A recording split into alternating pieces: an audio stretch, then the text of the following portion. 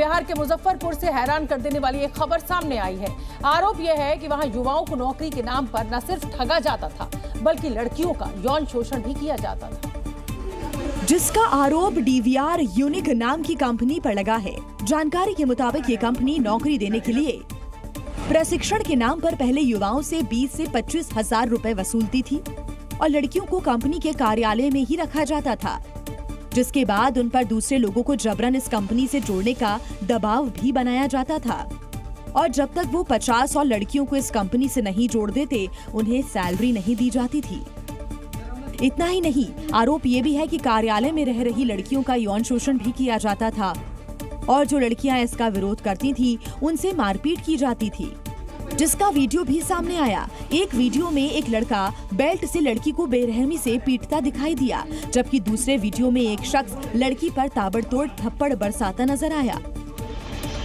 बताया गया है कि 2022 से अब तक इस कंपनी के शिकार हुए लड़के लड़कियों ने बिहार के कई जिलों में ठगी और यौन शोषण की शिकायतें भी दर्ज कराई, लेकिन आरोप है कि राजनीतिक संरक्षण होने की वजह से इस कंपनी के खिलाफ अब तक कोई कार्रवाई नहीं की गई। नीट परीक्षा रद्द करने की अर्जी पर सुनवाई करते हुए सुप्रीम कोर्ट ने बेहद तल्ख टिप्पणी की। कोर्ट ने कहा कि अगर 0.01% भी खामी मिली तो हम सख्ती से निपटेंगे। इस बीच नीट ही नहीं बल्कि यूपी सिपाही भर्ती परीक्षा, बिहार में शिक्षक भर्ती परीक्षा पेपर लीक मामले में हैरान कर देने वाली एक जानकारी सामने आई है, क्योंकि जांच के दौरान पता चला कि इन सब परीक्षाओं के पेपर लीक के पीछे बाप बेटे की जोड़ी थी।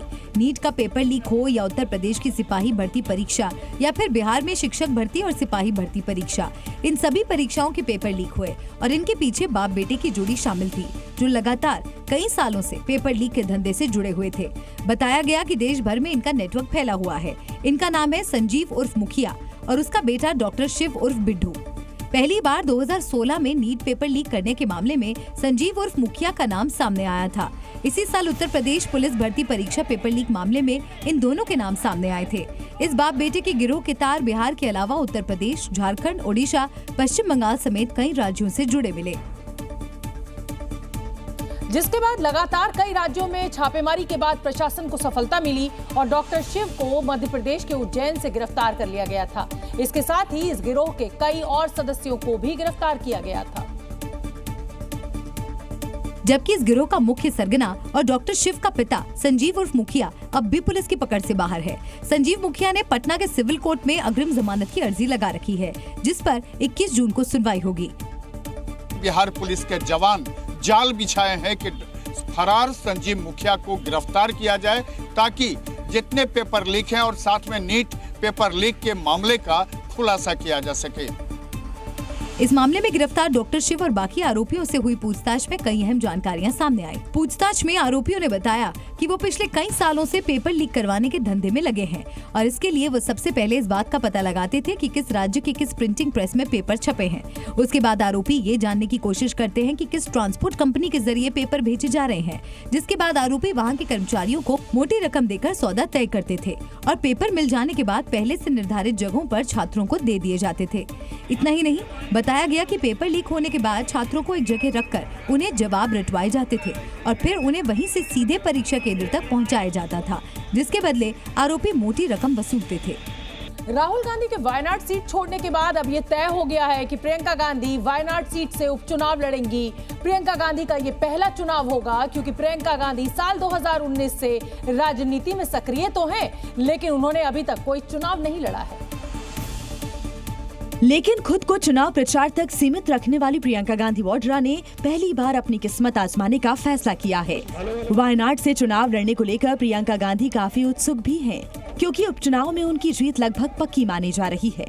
बहुत खुश हूँ मैं। I am very happy to be able to represent Wayanad और भैया की मैं मदद रायबरेली में भी करूँगी और जैसे इन्होंने कहा हम दोनों रायबरेली में भी हम दोनों मौजूद होंगे और वायनाड में भी। किसी भी चुनाव में उस सीट के जातिगत समीकरण ही जीत में अहम भूमिका निभाते हैं और वायनाड का जो जातीय फैक्टर है वो कांग्रेस और प्रियंका गांधी के लिए एकदम फिट है, क्योंकि वायनाड एक मुस्लिम बाहुल्य इलाका है।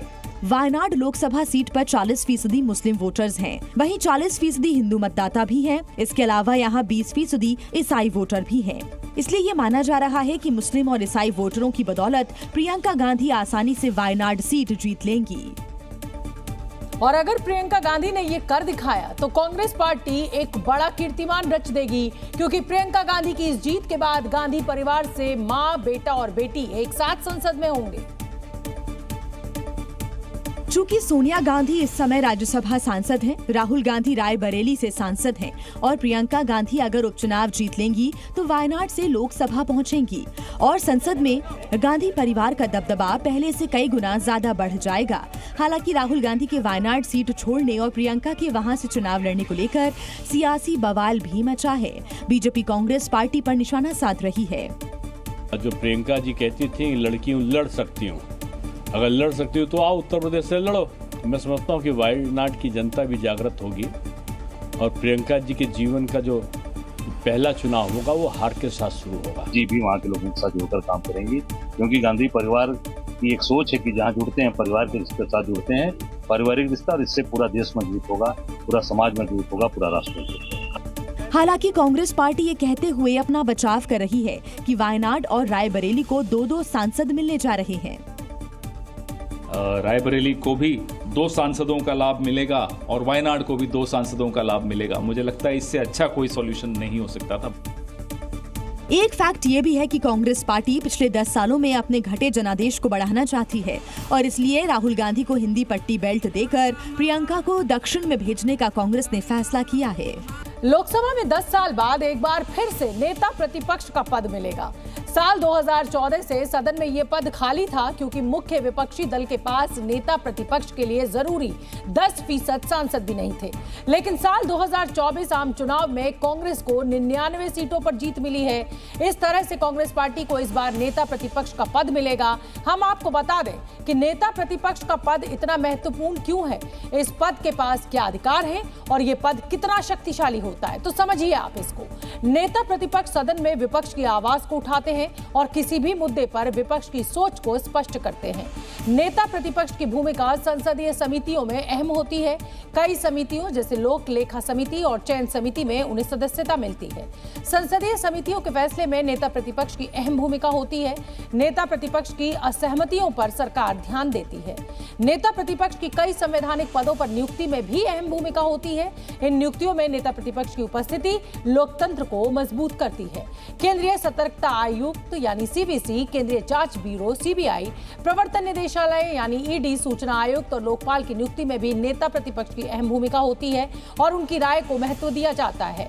हम आपको यह भी बता दें कि लोकसभा में नेता प्रतिपक्ष का पद काफी शक्तिशाली होता है। ये पद कैबिनेट मंत्री के बराबर होता है। नेता प्रतिपक्ष को कैबिनेट मंत्री की तरह वेतन, भत्ते और दूसरी सुविधाएं मिलती हैं।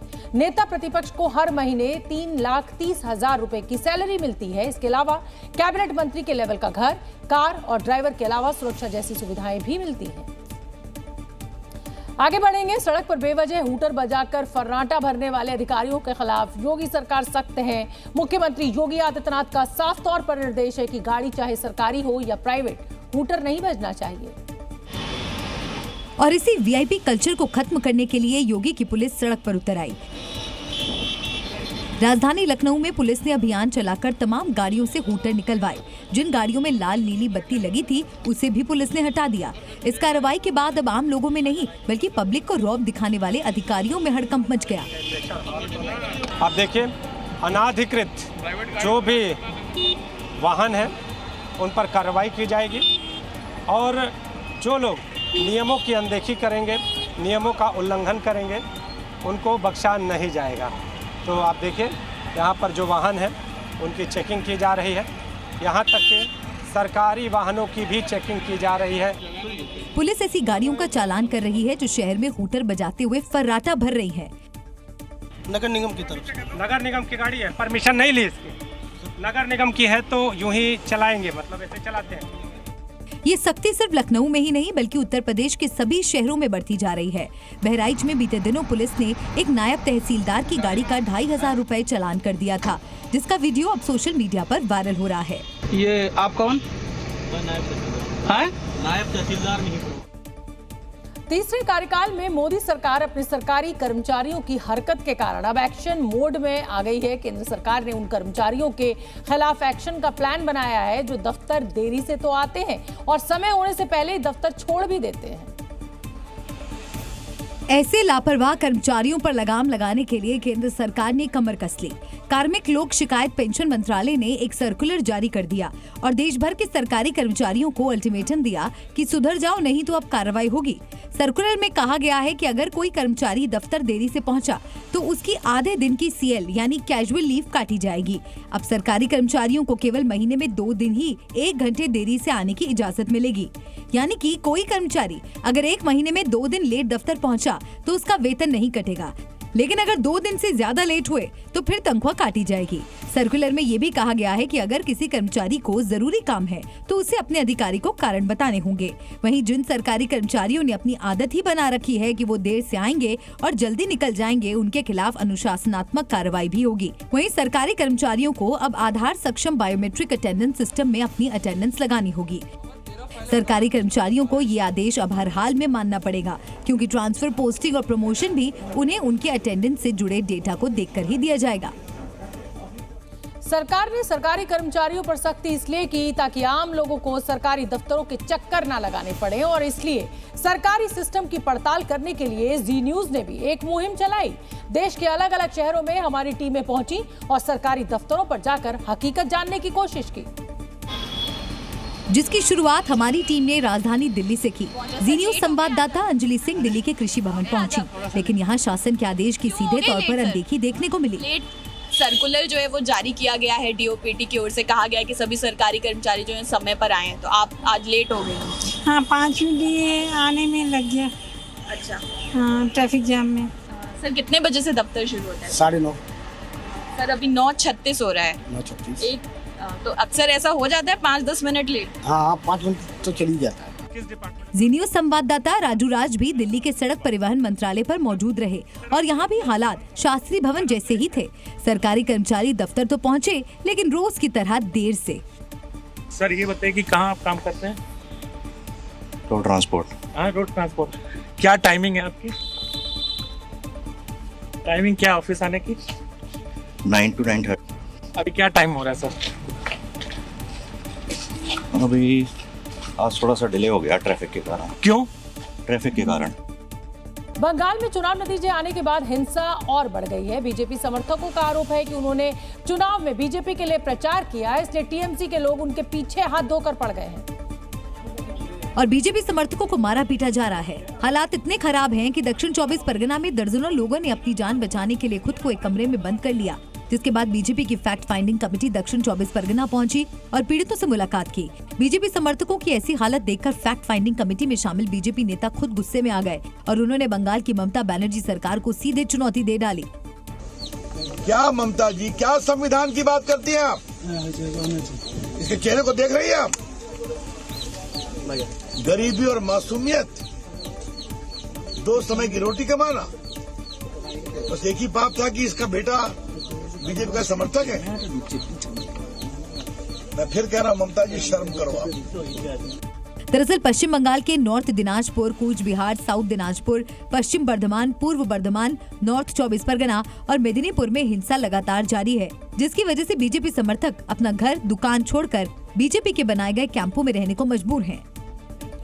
महाराष्ट्र कांग्रेस के प्रदेश अध्यक्ष नाना पटोले एक बार फिर विवादों में आ गए। सोशल मीडिया प्लेटफॉर्म पर नाना पटोले का एक वीडियो खूब वायरल हो रहा है, जिसमें वो कांग्रेस पार्टी के कार्यकर्ता से अपने पैर पानी से साफ करवाते नजर आए। वीडियो में दिखा कि नाना पटोले अपनी गाड़ी में बैठे हुए हैं और कार्यकर्ता उनके पैर धो रहे हैं। बताया गया कि महाराष्ट्र के अकोला जिले के वाडेगांव में नाना पटोले का पैर कीचड़ में धंस गया था, जिसके बाद कार्यकर्ता ने पानी से उनका पांव धोया। लेकिन वीडियो वायरल होने के बाद बीजेपी को मौका मिल गया और उसने नाना पटोले से माफी मांगने की मांग कर डाली।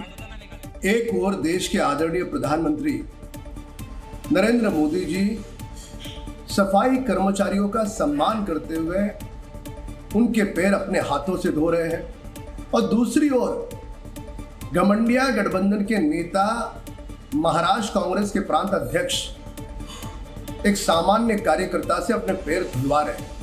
कांग्रेस नेता तुरंत पत्रकार वार्ता लेकर के लोगों की और देश दुनिया की माफी मांगी। वहीं महाराष्ट्र कांग्रेस के अध्यक्ष नाना पटोले ने पार्टी कार्यकर्ता से पैर धुलवाने के मामले पर सफाई दी।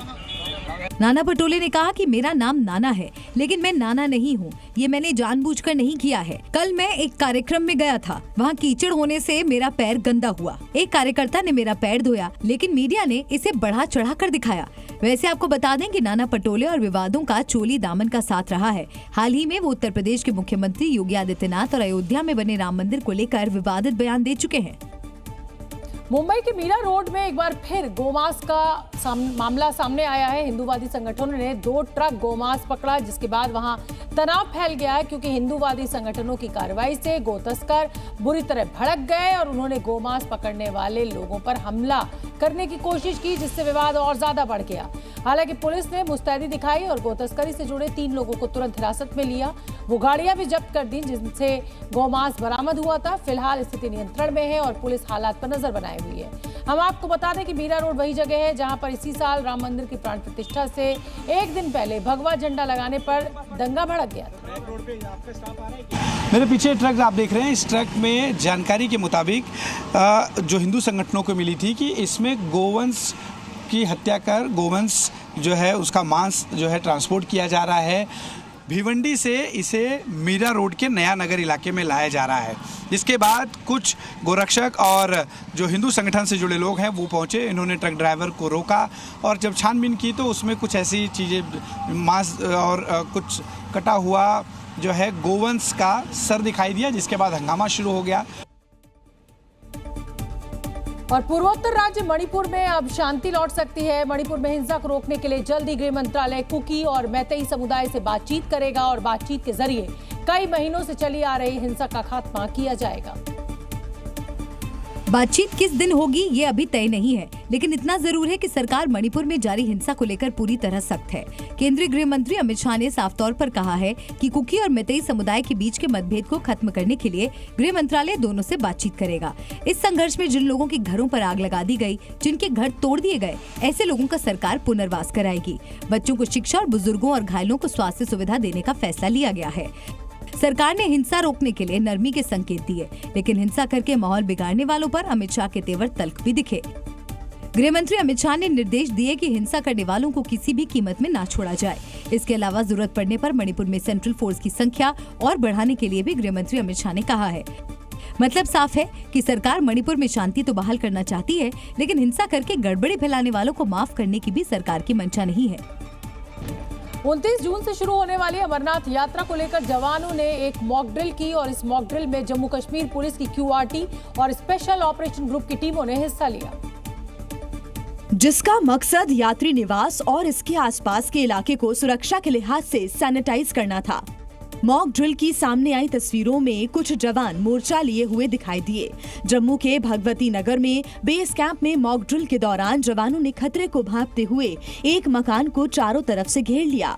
थोड़ी ही देर में उनकी मदद के लिए कुछ और जवान वहां पर पहुंच गए और उन्होंने मुस्तैदी दिखाते हुए अपनी अपनी पोजीशन संभाल ली। बर्फानी की पवित्र अमरनाथ यात्रा 29 जून से शुरू होने वाली है और उसको लेकर तैयारियां बड़े पैमाने पर जारी हैं। खास तौर पर सुरक्षा की कड़ी तैयारियां जो हैं वो यहां पर की गई हैं। इस समय हम भगवती नगर में यात्री निवास में मौजूद हैं, जहां पर एक मॉक ड्रिल जो है यहां पर चलाई जा रही है।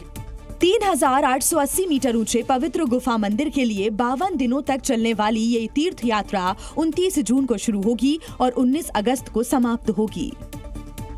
और इस अमरनाथ यात्रा को लेकर सुरक्षा के कड़े इंतजाम किए गए हैं, क्योंकि पिछले कुछ दिनों में एक के बाद एक हुए आतंकी हमलों के बाद अब प्रशासन अलर्ट मोड में है और यही वजह है कि प्रशासन सुरक्षा पर खास ध्यान दे रहा है। जानकारी के मुताबिक अमरनाथ यात्रा को लेकर CRPF के 30,000 जवानों की तैनाती की गई है। साथ ही जम्मू कश्मीर पुलिस और BSF के जवान भी सुरक्षा का जिम्मा संभाल रहे हैं। बताया ये भी जा रहा है कि जम्मू से गुफा तक करीब 60,000 जवान तैनात रहेंगे। यात्रा पर निगरानी के लिए जगह जगह CCTV कैमरे लगाए गए हैं। इतना ही नहीं, यात्रा मार्ग में जगह जगह स्नाइपर्स भी तैनात किए गए हैं। इसके साथ ही बम निरोधक दस्ते को भी तैनात किया गया है। इस बीच जम्मू कश्मीर में रोड कनेक्टिविटी को लेकर केंद्रीय सड़क परिवहन मंत्री नितिन गडकरी ने श्रीनगर में एक बैठक की। इस बैठक में गडकरी ने सड़क परियोजनाओं की समीक्षा की और कई नई परियोजनाओं को मंजूरी भी दी, जिनसे जम्मू कश्मीर में कारोबार को बढ़ावा तो मिलेगा ही, साथ ही सुरक्षा बलों की मूवमेंट और डिफेंस इंफ्रास्ट्रक्चर को इंटरनेशनल बॉर्डर तक पहुंचने में सहूलियत भी मिलेगी। जहां पर लगातार आतंकी अपने अलग अलग साजिशें रच रहे हैं, वहीं इस तरह के प्रोजेक्ट्स बनने से जम्मू कश्मीर को LC से लेकर इंटरनेशनल बॉर्डर तक भारतीय सेना और अलग अलग सिक्योरिटी फोर्सेस की जो मूवमेंट है, जो ट्रांजिट है, वो आसान हो पाएगी। एक तरफ जम्मू कश्मीर में जहां सरकार रोड कनेक्टिविटी पर खास ध्यान दे रही है ताकि एक छोर से दूसरे छोर तक सेना की मूवमेंट आसान हो सके, तो वहीं ये बात पड़ोसी मुल्क चीन और पाकिस्तान के लिए खतरे का निशान भी है। और यही वजह है कि भारत की इस पहल से इन दोनों मुल्कों की टेंशन काफी बढ़ गई है। चीन अपनी सेना को और ज्यादा ताकतवर बनाने के लिए तकनीक का इस्तेमाल कर रहा है। आपको जानकर हैरानी होगी, लेकिन चीन ने अपनी सेना के लिए दुनिया का सबसे पहला AI कमांडर बनाया है। अपने देश की आर्म्ड फोर्स को लीड करने के लिए चीन ने इस AI कमांडर को बिल्कुल एक इंसान जैसा बनाया है। AI कमांडर का निर्माण हेबेई प्रांत के शिजियाजुआंग में एक खुफिया प्रयोगशाला में हुआ है। ये AI कमांडर अभी प्रयोगशाला तक ही सीमित है, मतलब इसे लैब में ही रखा जाएगा। तो आपको बता दें कि AI कमांडर इंसानों के अनुभव और सोचने के तरीकों को ही नहीं, बल्कि व्यक्तित्व लक्षणों और एक इंसान की कमियों की भी नकल करता है। चीन की पीपल्स लिबरेशन आर्मी यानी PLA वॉर गेम्स में इस AI कमांडर का इस्तेमाल करती है। साथ ही PLA ने इन डिजिटल लड़ाइयों में AI कमांडर को बड़े फैसले लेने का अधिकार भी दे रखा है। लेकिन अब चीन की सेना इस AI कमांडर को और ज्यादा विकसित करने के साथ उसे सेना में शामिल करने की सोच रही है।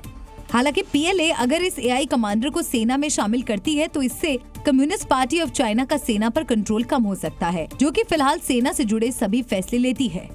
लेकिन इस सब के बावजूद चीन की सेना AI तकनीक को आगे बढ़ाने पर तेजी से काम कर रही है। यही नहीं, चीन की सेना ड्रोन जैसी खुद से चलने वाली तकनीक पर भी काम कर रही है। रिपोर्ट के मुताबिक AI कमांडर की जरूरत चीन को इसलिए महसूस हो रही है क्योंकि चीनी सेना में युद्ध जैसे हालात में हिस्सा लेने के लिए सीनियर कमांडर्स की कमी है, जबकि युद्ध में जल्दी फैसला लेना जरूरी होता है। लिहाजा ऐसे हालात में काम करने के लिए AI कमांडर को प्रयोगशाला में तैयार किया जा रहा है। हालांकि चीन का ये AI कमांडर कितना कामयाब होगा, इस पर पूरी दुनिया को शक है, क्योंकि हाल ही में चीन की सेना के एक रोबोटिक डॉग को सड़क पर परेड करवाया था, लेकिन ये चलते चलते गिर गया था, जिसका वीडियो जमकर वायरल हुआ था। अब ये AI कमांडर कितना कारगर होगा, इस पर सवाल खड़े हो रहे हैं। कहा जा रहा है कि इसका भी रोबोटिक डॉग जैसा हश्र न हो जाए। रूस के राष्ट्रपति व्लादिमीर पुतिन के नॉर्थ कोरिया दौरे पर सबकी नजरें हैं। वो करीब 24 साल बाद नॉर्थ कोरिया जा रहे हैं, तो ये नॉर्थ कोरिया की उनकी दूसरी यात्रा है, जिसे रूस ने मैत्रीपूर्ण राजकीय यात्रा बताया है। जानकारी के मुताबिक रूसी राष्ट्रपति के 2 दिन के दौरे में नॉर्थ कोरिया उनके लिए एक गाला कॉन्सर्ट का आयोजन करेगा, जिसके बाद पुतिन वहां के इकलौते ऑर्थोडॉक्स चर्च का दौरा भी करेंगे। इसके अलावा पुतिन और किम जोंग उन के बीच द्विपक्षीय वार्ता भी होगी, जिस पर अमेरिका की नजरें टिकी होंगी। देखिए, अमेरिका का काउंटर करने का तो यही है कि उन्होंने अपने डिप्लॉय करी हैं फोर्सेस, जैसा आप जानते हैं कि साउथ कोरिया में और गुआम में और जापान में, तो वो उनको उन दो कंट्रीज़ के साथ में समन्वय कर रहा है। देखिए, जापान और साउथ कोरिया के बीच में समस्याएं हैं, उन समस्याओं को अमेरिका आजकल सुधारने की कोशिश कर रहा है। जानकारों की माने तो पुतिन का नॉर्थ कोरिया जाना किम जोंग उन की एक जीत के तौर पर देखा जाएगा। उत्तर कोरिया की अंतर्राष्ट्रीय छवि और मजबूत होगी, जबकि किम जोंग उन की उनके घर में स्वीकृति और बढ़ जाएगी। साल 2011 में नॉर्थ कोरिया की सत्ता संभालने वाले किम जोंग उन अपने पिता की तरह रूस और चीन से बेहतर संबंध बनाने की कोशिश कर रहे हैं, तो वहीं पुतिन से किम जोंग उन की नजदीकी का अंदाजा इस बात से भी लगाया जा सकता है कि रूस ने 2012 में नॉर्थ कोरिया के सभी कर्जे माफ कर दिए थे। तो वहीं पुतिन के नॉर्थ कोरिया दौरे में दोनों देशों के बीच हथियारों को लेकर बड़ी डील भी हो सकती है। यूक्रेन के खिलाफ युद्ध में किम रूस को जरूरी हथियारों की आपूर्ति का वादा करेंगे, क्योंकि यूक्रेन युद्ध में जमे रहने के लिए रूस को और हथियारों की जरूरत है। हालांकि किम रूस को जरूरी हथियारों के बदले आर्थिक सहायता और टेक्नोलॉजी ट्रांसफर से जुड़ी डील कर सकते हैं। ब्लूमबर्ग की एक रिपोर्ट में साउथ कोरिया की डिफेंस मिनिस्ट्री ने दावा किया है कि नॉर्थ कोरिया ने रूस को 50 लाख आर्टिलरी शेल्स भेजे हैं। हालांकि प्योंगयांग और मॉस्को दोनों ने ही हथियारों के ट्रांसफर के आरोपों से साफ इनकार किया है। जब 2000 में पुतिन राष्ट्रपति बने थे तो वो पहली बार नॉर्थ कोरिया गए थे 2000 में, और उस वक्त जो करंट प्रेसिडेंट हैं वहाँ के, उनके father Kim Jong to president थे, और उसके बाद काफ़ी उतार चढ़ाव रहा रिश्तों में। लेकिन पिछले कुछ सालों से हमने देखा है कि जब से रशिया के ऊपर काफ़ी दबाव पड़ा है वेस्टर्न कंट्रीज़ का सैंक्शंस के मामलों में, तो उनके रिश्ते जो हैं काफ़ी सुधरे हैं। कुल मिलाकर ये कहना गलत नहीं होगा कि पुतिन का नॉर्थ कोरिया दौरा रूस के साथ साथ उत्तर कोरिया के लिए भी फायदेमंद है।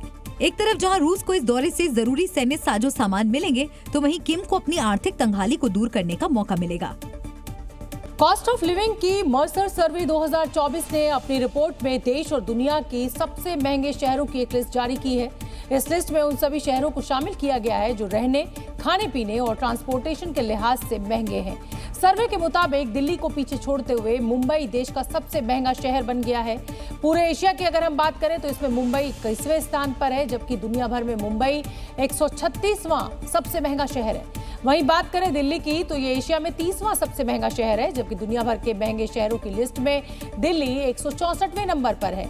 कॉस्ट ऑफ लिविंग की मर्सर सर्वे के मुताबिक दुनिया के 20 महंगे शहरों में 7 अमेरिका के ही हैं। वहीं अगर दुनिया के सबसे महंगे शहरों की बात करें तो लिस्ट में पहले नंबर पर हांगकांग है, वहीं सिंगापुर दूसरे नंबर पर, जूरिक तीसरे नंबर पर, स्विट्जरलैंड का जिनेवा चौथे और बेसल 5वें नंबर पर है। यूपी की राजधानी लखनऊ में एक कार गैराज में अचानक भीषण आग लग गई, जिससे करीब 20 लग्जरी गाड़ियां जलकर राख हो गई। गैराज में यह आग कैसे लगी इसका पता नहीं चल पाया, लेकिन कुछ ही देर में इस आग ने गैराज के काफी बड़े हिस्से को अपनी चपेट में ले लिया।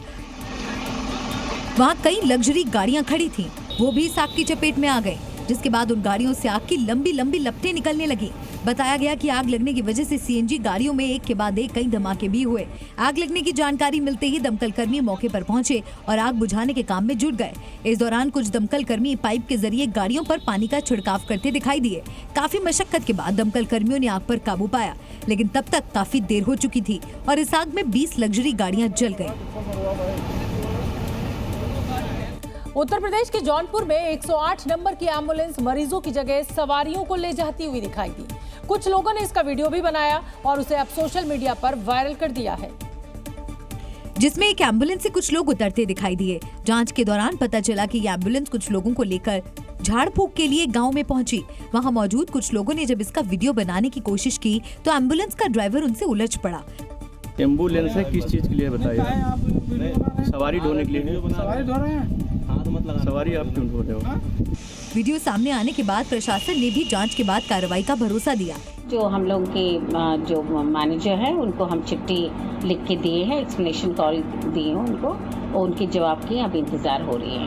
दरअसल सरकारी एम्बुलेंस उन मरीजों के लिए है जिन्हें जरूरत पड़ने पर तत्काल अस्पताल पहुंचाया जा सके ताकि उनकी जान बच सके, लेकिन जौनपुर में ड्राइवर ने इसका इस्तेमाल अपनी कमाई के लिए किया। हफ्ते भर से ज्यादा का समय हो चुका है, लेकिन दिल्ली में जल संकट को दूर नहीं किया जा सका। अभी तक दिल्ली के पिछड़े इलाकों में पानी की किल्लत हो रही है, लेकिन अब ये समस्या दिल्ली के वीआईपी इलाकों तक पहुंच गई है। और पानी की ये किल्लत मानो जंगल में फैली आग की तरह बढ़ती ही जा रही है। दिल्ली नगर पालिका परिषद ने दिल्ली के वीआईपी इलाकों में 40% कम पानी देने का फैसला किया है और एनडीएमसी के इस फैसले से Bengali market, Ashok road, Harichand Mathur lane, Copernicus Marg, Purana Qila road, Babar road, Barakhamba, KG Marg, Windsor place, Firoz Shah Marg, Canning लेन और इसके आसपास के इलाके अगले कुछ दिनों तक प्रभावित रहेंगे। यानी कि दिल्ली में टैंकर आते ही तमाम इलाकों में पानी को लेकर जो जंग छिड़ जाती थी, वही जंग अब दिल्ली के वीवीआईपी इलाकों में भी देखने को मिल रही है और लोग डिब्बे बर्तन लेकर टैंकर का इंतजार करते हैं। एनडीएमसी के अधिकारियों का कहना है कि जल बोर्ड से 40% पानी में कटौती की गई है और इसलिए अब दिल्ली के वीवीआईपी इलाकों में भी सिर्फ एक टाइम ही पानी की सप्लाई होगी। तो चलिए अगली खबर हज यात्रा से जुड़ी हुई। इस्लाम के 5 फर्ज में से एक फर्ज है हज और इसी फर्ज को अदा करने दुनिया भर से करोड़ों मुसलमान हर साल सऊदी अरब के मक्का पहुंचते हैं, लेकिन इस भीषण गर्मी में हज यात्रियों के लिए ये फर्ज जानलेवा साबित हो रहा है। यही नहीं, मक्का से आ रही तस्वीरें सोशल मीडिया पर वायरल हो रही हैं। कहा जा रहा है कि हज यात्रा मौत का रास्ता बन गई है। सोशल मीडिया पर वायरल ये तस्वीर मक्का की बताई जा रही है, जहां सड़कों पर शव पड़े हैं और मरने वालों के परिवार वाले अपनों को खोने के गम में बिलक बिलक कर रो रहे हैं। कई जगहों पर तो तीर्थयात्रियों के शव सड़कों पर चिलचिलाती धूप में पड़े हुए हैं और कोई सुध लेने वाला नहीं है। मीडिया रिपोर्ट्स के मुताबिक मक्का में लू लगने से 22 हज यात्रियों की मौत हो गई है। हज यात्रा को लेकर हो रही बदइंतजामी से लोग गुस्से में हैं और सोशल मीडिया पर सऊदी अरब की जमकर आलोचना कर रहे हैं, मगर इसका जिम्मेदार काफी हद तक मौसम भी है। हालांकि सऊदी अरब में गर्म मौसम आम बात है, लेकिन इस बार गर्मी ने सारे रिकॉर्ड तोड़ दिए हैं। भीषण गर्मी का असर अब देश के पहाड़ी इलाकों पर भी दिखने लगा है। हिमाचल प्रदेश की राजधानी शिमला से आई तस्वीरें इसकी बानगी हैं। आपको यकीन नहीं होगा, लेकिन गर्मी की वजह से शिमला में दिल्ली जैसे हालात पैदा हो गए हैं और पानी की भयंकर किल्लत हो गई है। हालात ऐसे हो गए हैं कि कई इलाकों में 4 से 5 दिनों के बाद पानी की सप्लाई हो रही है। हिमाचल में पड़ रही गर्मी से पानी के सोर्स सूख गए हैं और लोग पानी की सप्लाई करने के लिए तरसने लगे हैं। गर्मी में जहां लोग पहाड़ी इलाकों की ओर बढ़ते हैं, वहीं शिमला के होटल में भी पानी की किल्लत हो गई। लोगों को पीने के पानी के लिए भी दुकानों पर जाना पड़ रहा है, जबकि होटल मालिकों ने भी पर्यटकों से ये कहना शुरू कर दिया है कि वो पीने का पानी अपने साथ लेकर आएं। शिमला को अभी एक दिन में 32 मिलियन लीटर पानी दिया गया है, जबकि लगातार आते सैलानियों की वजह से शिमला को इस समय एक दिन में 48 मिलियन लीटर पानी की जरूरत है।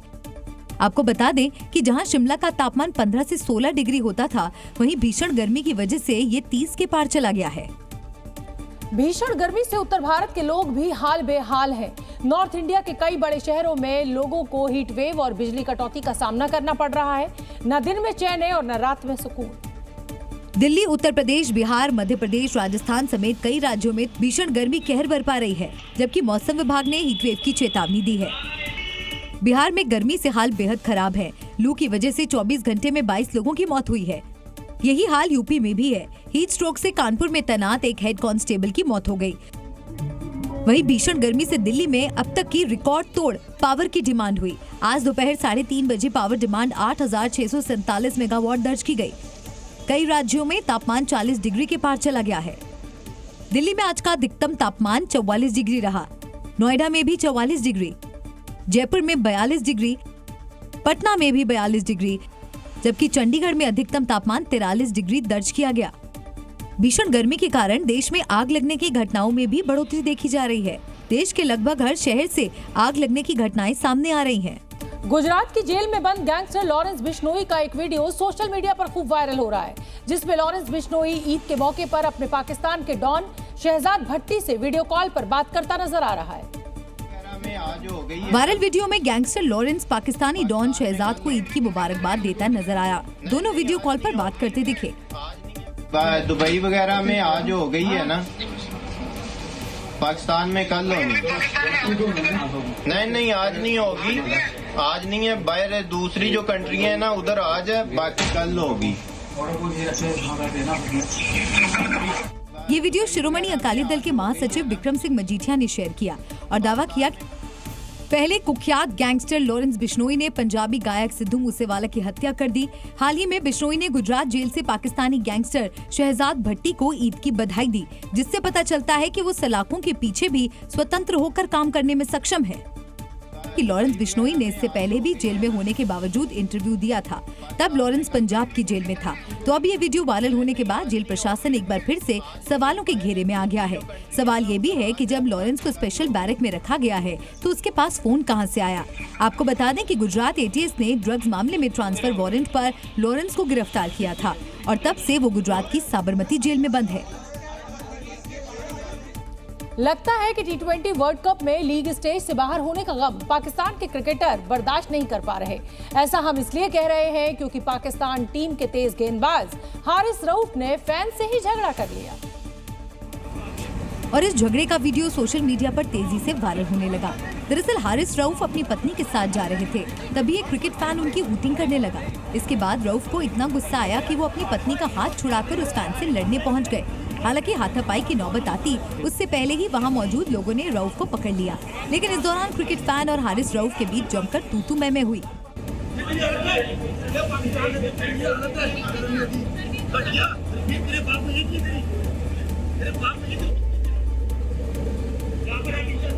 वैसे ये पहला मामला नहीं है जब किसी पाकिस्तानी क्रिकेटर ने फैन पर अपना गुस्सा निकाला हो। इससे पहले पाकिस्तान टीम के खिलाड़ी आजम खान हाल ही में अमेरिका के खिलाफ 0 पर आउट होने के बाद फैन से भिड़ गए थे। कुल मिलाकर ये कहना गलत नहीं होगा कि पाकिस्तानी क्रिकेटर जहां जाते हैं अपने देश की भत पिटवाने में कोई कोर कसर नहीं छोड़ते। T20 वर्ल्ड कप में पाकिस्तान की हार पर एक बड़ा बवाल हुआ। पाकिस्तान क्रिकेट टीम के मुख्य कोच गैरी कर्स्टन ने टीम की तीखी आलोचना की। मीडिया रिपोर्ट्स के मुताबिक गैरी कर्स्टन ने कहा कि पाकिस्तान की टीम में कोई एकता नहीं है। गैरी ने यह भी कहा कि उन्होंने अपने कोचिंग करियर में ऐसी स्थिति कभी नहीं देखी। उन्होंने खिलाड़ियों पर एक दूसरे का समर्थन न करने का आरोप भी लगाया। साथ ही हम आपको बता दें कि जब से पाकिस्तान की टीम T20 वर्ल्ड कप से हारी है, तभी से उसकी फजीहत हो रही है। पाकिस्तान की टीम अमेरिका और भारत से हारने के बाद कनाडा और आयरलैंड के खिलाफ मुश्किल से ही जीत दर्ज कर पाई थी और T20 से बाहर हो गई थी। असम में लगातार भारी बारिश से हालात बद से बदतर हो रहे हैं। राज्य के 14 जिले बाढ़ की चपेट में हैं। बाढ़ से सड़कों पर सैलाब दिख रहा है और लोगों के घरों में भी पानी घुस गया है, जिससे घर में रखा सारा सामान खराब हो रहा है।